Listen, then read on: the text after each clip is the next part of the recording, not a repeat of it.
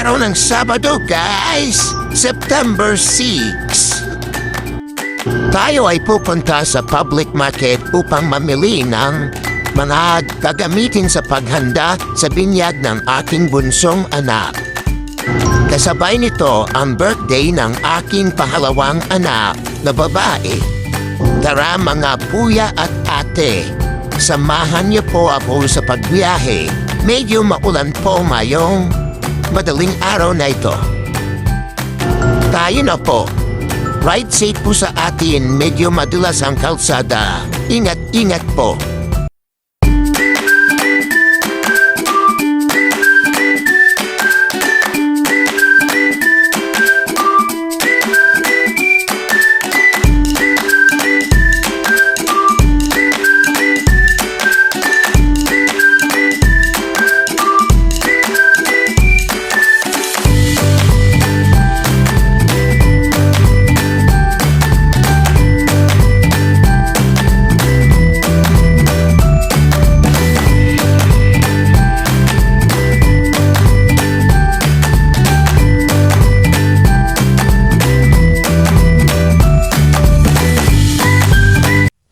Nakarating na po tayo sa ating destinasyon.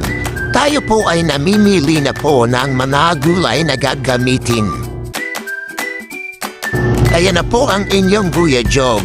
Namimili na po ng gulay. At alam mo naman talaga marunong pumili.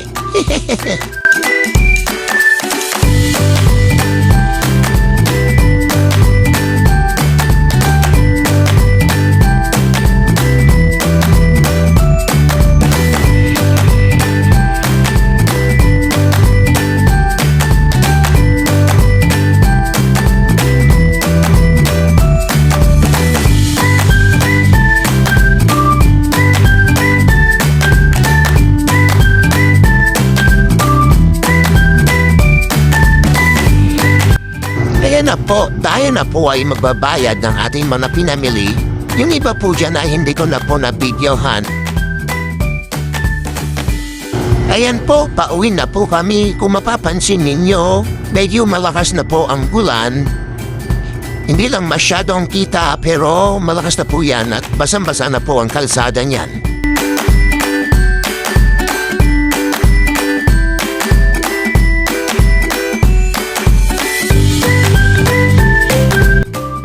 Malapit na po kami makauwi niyan. Nandiyan na po kami sa bandang 1K1 po.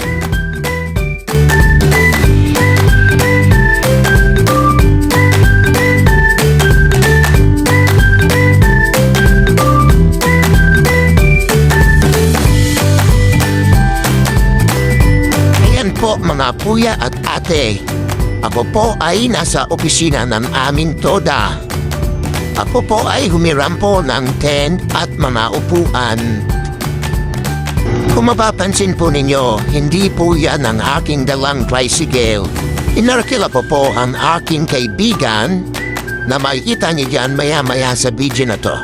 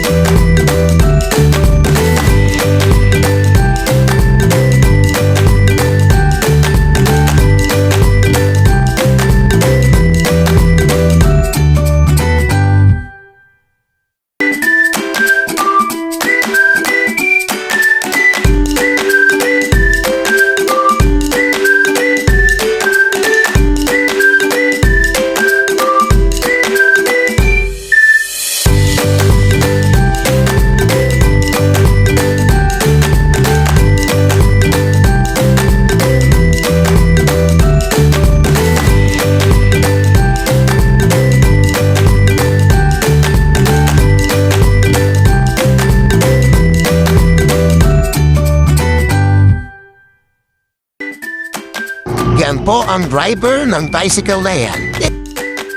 Yan po, sinisimulan na po namin itayo ang tent. Dalawang ten po yan ang aming bubuin, kasama pa po yan ang aking kumparing si Papu kung tawagin. Kung mapapansin niyo po, mga kuya at ate, blondie po ang inyong Kuya Job.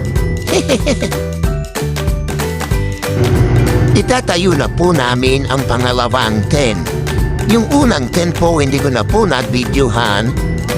Kung mapapansin po ninyo, nasa gilid po ang inyong Kuya Job.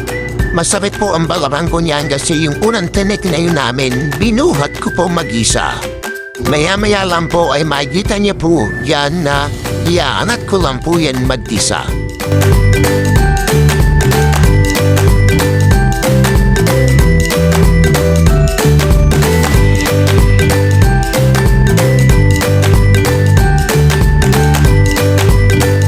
Yan mga kuya ate, kita niyo po inahat ko mag-isa. Ang sakit na po talaga ng balaran ko niyan. Tiis lang po ang ginagawa po dyan.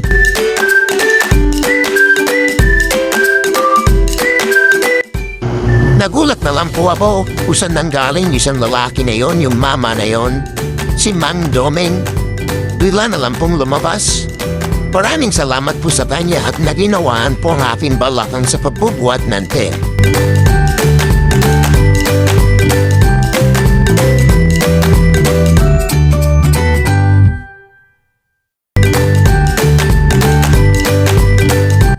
Pansin niyo po na awkward na po ako niyan dahil yung damit ko po ay basang-basa na.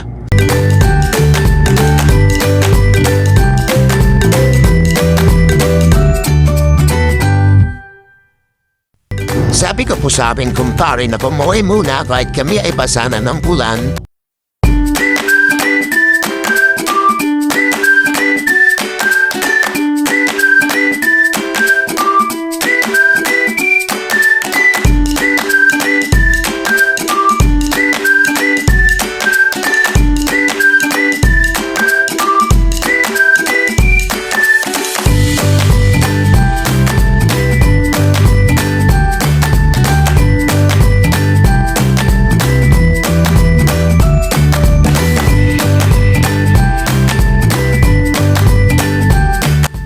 Ayan mga kuya ate, medyo nakakaayos-ayos na kami kahit papaano.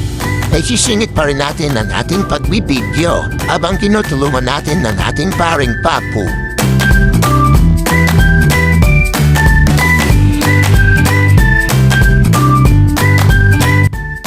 Medyo maayos-ayos na rin po ang ating entrada.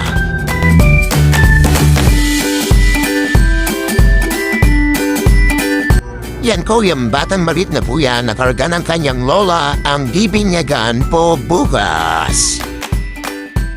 Ano sa palagay nyo mga kuya at ate?